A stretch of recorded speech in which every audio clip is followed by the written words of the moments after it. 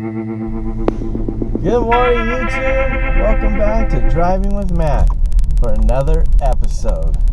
I believe we're at episode 20 out of my Driving with Matt series.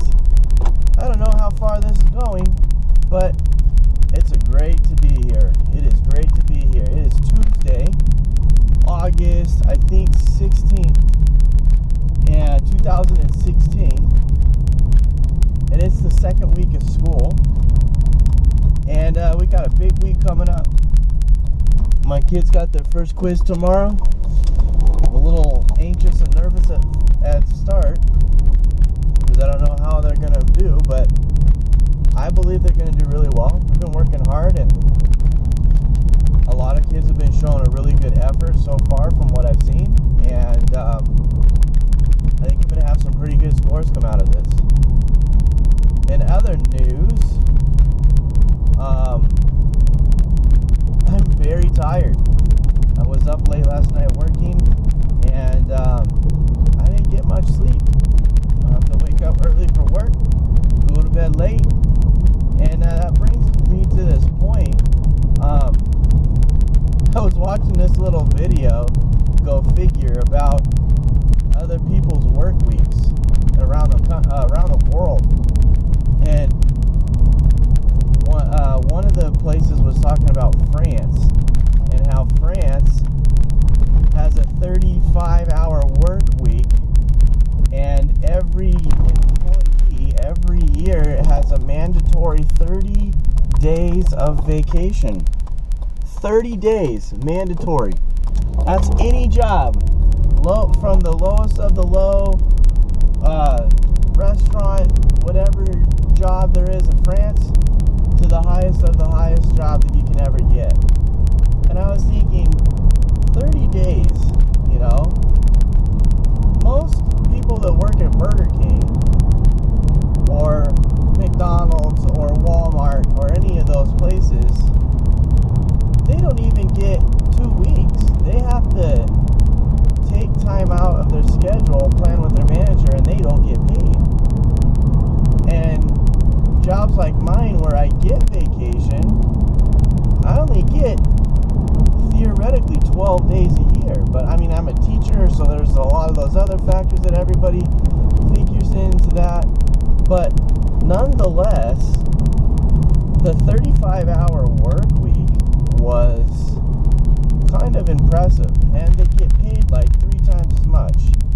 Now, I don't know about taxes or any of that stuff in France. I'm assuming it's probably a little bit higher, considering they get paid more or whatever.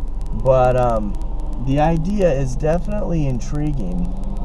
You know, the vacation time, the extra pay, and all of that stuff. So, I mean, that would definitely intrigue me for sure. I would like some more pay, and I'd like some more vacation time, but whatever. But then they were talking about the United States and how most people, they said the average person works a 45-hour work week. And I was thinking, okay, that might seem right, you know, considering, you know, the people I know in my life, you know, what they do and how much they put in there. And, you know, my dad puts in a lot of work at his job, and my wife and I as teachers, and all the teachers I know, they put in a lot of extra work as well. I mean, when you count what time I started working last night for my students, I started working at about 9 o'clock, and I went to bed at 11:30. So there's 2 extra hours on top of my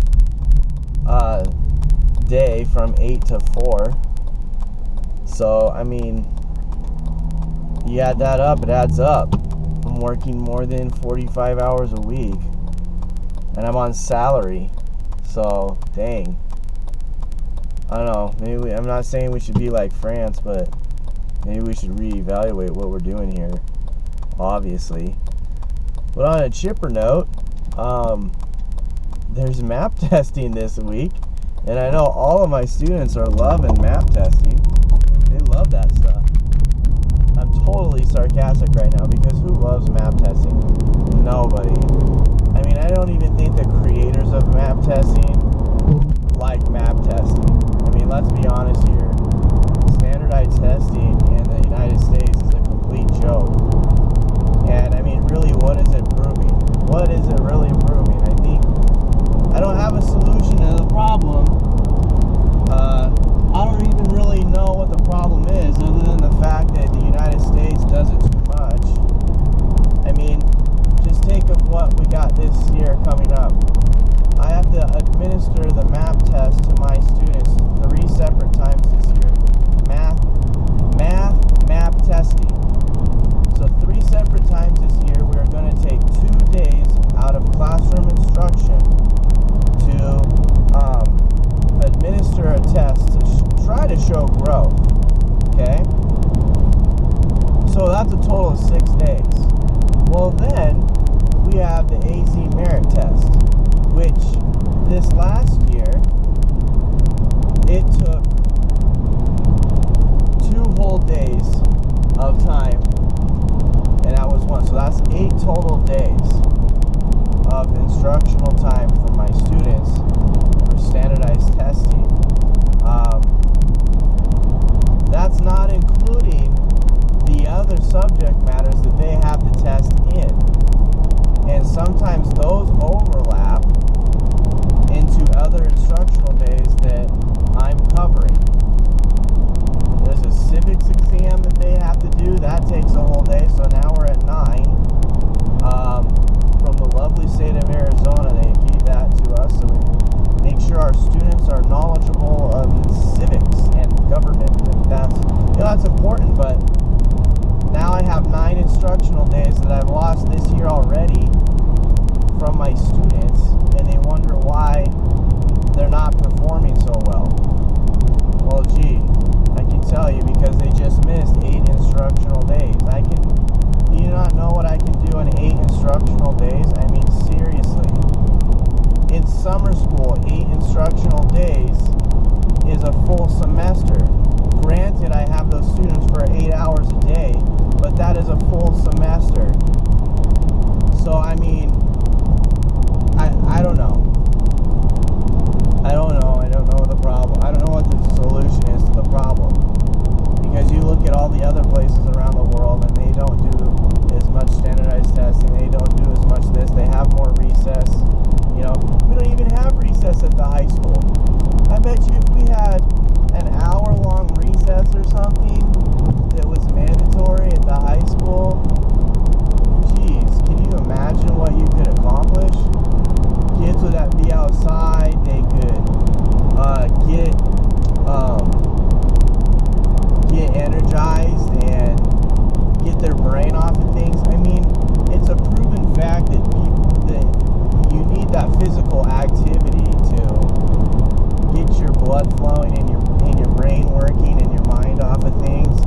And high school students are just bigger versions of elementary and middle school kids. They still play. I mean, when I was in high school, my friends and I played basketball every day during our lunchtime. And after school, we played basketball all the time, or football, or whatever. You know? I mean, can you imagine what adults would do if we were able to do stuff like that? I mean, you could take care of the obesity problem right there just by allowing an hour of some kind of activity right there during your job, because you feel happier and stuff. I don't know. Maybe I'm just ranting on and stuff, but it brings up a real big issue. And what do you guys think? I mean, what do you think if we had a full hour in the middle of a school day for high school age students, aside from lunch, where they could go and play or run around or do some kind of activity that they enjoy for an hour to get their brain off of things? I mean, I think the productivity level would just skyrocket. So, I don't know. It's something to talk about, definitely. So, as always, this has been Driving with Matt. Leave a like, comment, subscribe to me, or whatever. Share the video. in the comments or discussion or wherever it is on the YouTube channel to make suggestions. I've been seeing people make suggestions to me. If you made it this far, give me a suggestion on a type of topic to talk about, because sometimes randomly talking can generate ideas, and that's a good thing. But I want to hear from you guys, my subscriber base, see what's going on. I want you to tell me what I should talk about, what we should do. Somebody wants me to do a reaction video, so I guess I'm going to have to watch a video in my car while I'm driving and react to it, which I don't know if it's really safe.